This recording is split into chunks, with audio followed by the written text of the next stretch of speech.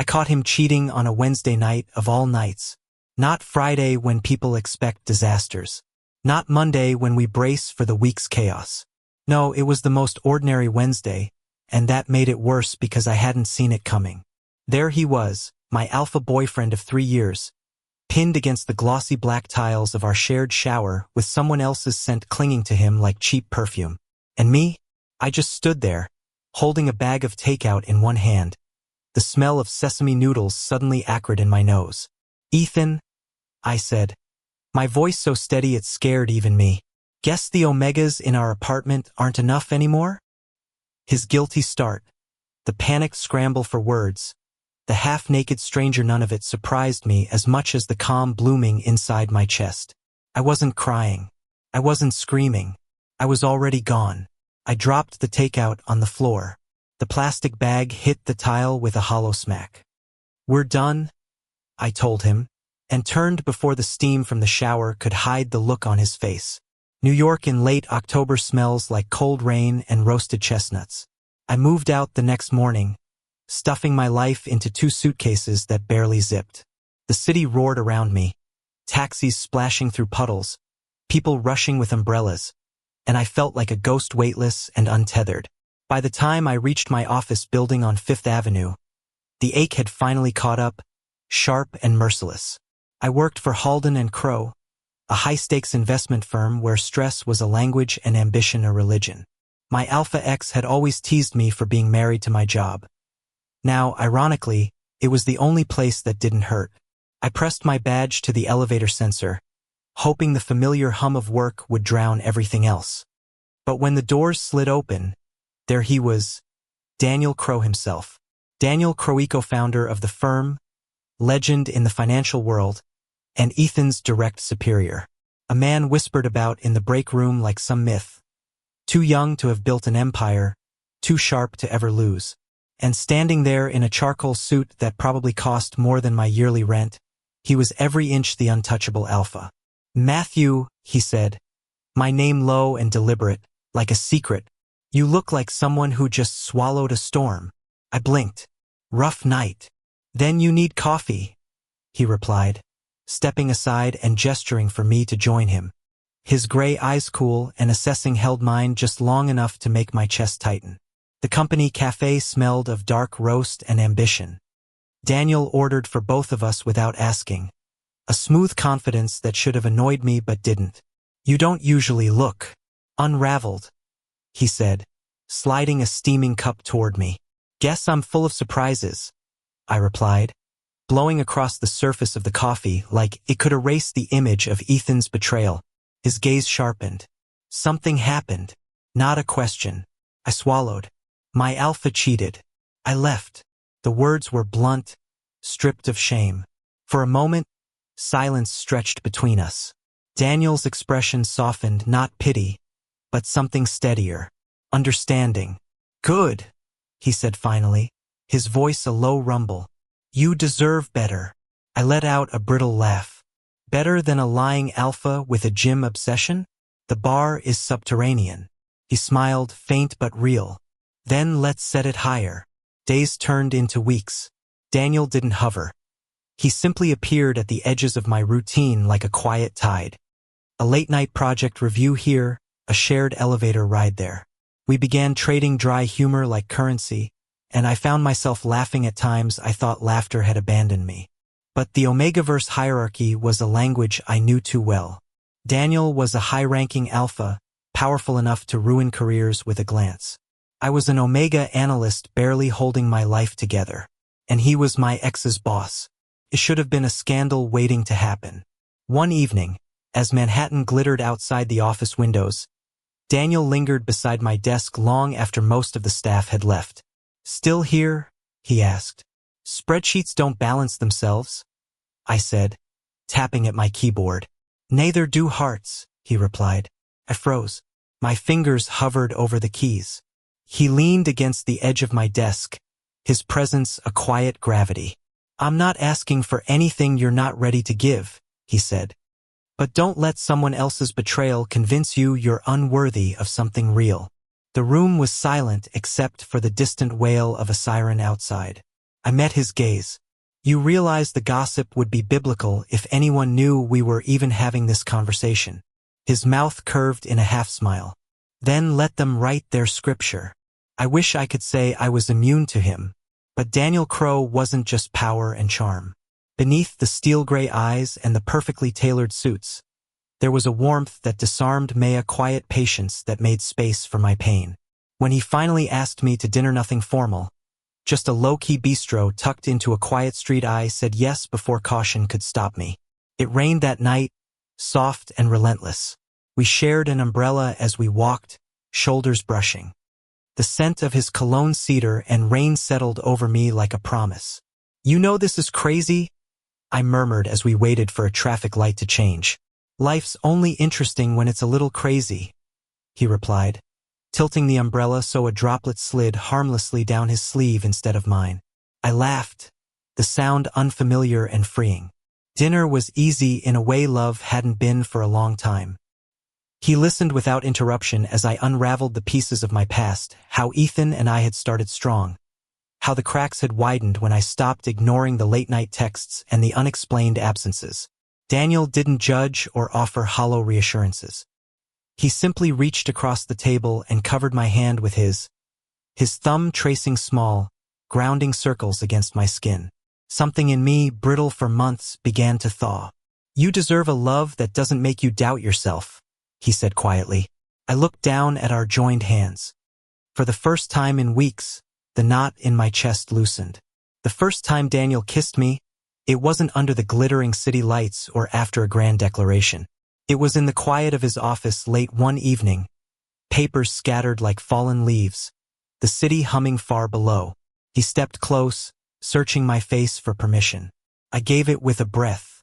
His lips were warm, steady, unhurried, a question and an answer all at once. I felt the world tilt, not because of the Omegaverse bond thrumming faintly between us, but because it wasn't about claiming or being claimed. It was about choosing. For the first time since that terrible Wednesday, I wasn't defined by someone else's betrayal. I was defining myself. But life doesn't pause for romance. Ethan found out. Of course he did. It started with a text, angry, possessive, the kind of message only an alpha drowning in wounded pride could send. Then the confrontation came, sharp as winter wind. I was ready. Ethan showed up outside my apartment building the next evening, damp from the drizzle and furious enough to make the air around him almost vibrate. His dark blonde hair was slicked to his forehead, and his scent a sharp, metallic alpha note cut through the city's wet pavement smell. You think you can just leave and start screwing my boss? His voice cracked like thunder against the quiet of the street. I tightened my grip on the umbrella. Hello to you too. Don't play coy with me, Matthew. I know about you and Daniel. His eyes blazed, that familiar mixture of pride and ownership I'd once mistaken for love. You lost the right to care the night you invited someone else into our shower, I said, keeping my tone level. This isn't about you anymore. His jaw clenched. You're my Omega. No, I said, stepping closer so he could hear every word over the rain. I was. Past tense. You made sure of that. For a second, something like fear flickered behind his anger. But he turned away without another word, disappearing into the blur of headlights. Daniel found me in the lobby a few minutes later, his expression sharp with concern. He must have been on his way home. His tie was loosened, his hair slightly mussed. He came here. I nodded. Daniel exhaled slowly. I'm sorry. I never wanted. Don't. I interrupted. You don't have to apologize for his choices. His gaze softened, the storm in his eyes ebbing into something gentler. You amaze me, you know that?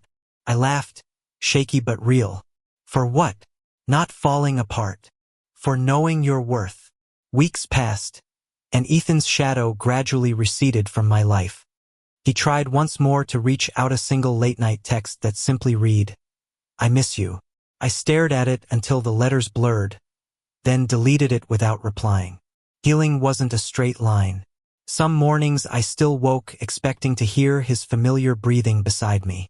Some nights I dreamed of the moment everything cracked. But Daniel's presence was steady and unintrusive, like a quiet lighthouse guiding me through the fog. We settled into a rhythm.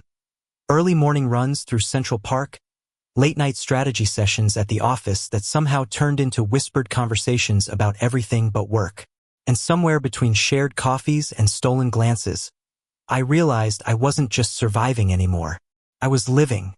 The company's annual winter gala arrived with the first snow. The ballroom shimmered in gold and silver, every surface catching the light of crystal chandeliers. I wore a black suit that Daniel had insisted on buying, a subtle confidence stitched into every seam. As we stepped into the room together, conversations dipped, eyes following us like a tide. Daniel's hand found the small of my back, a silent promise that steadied my nerves.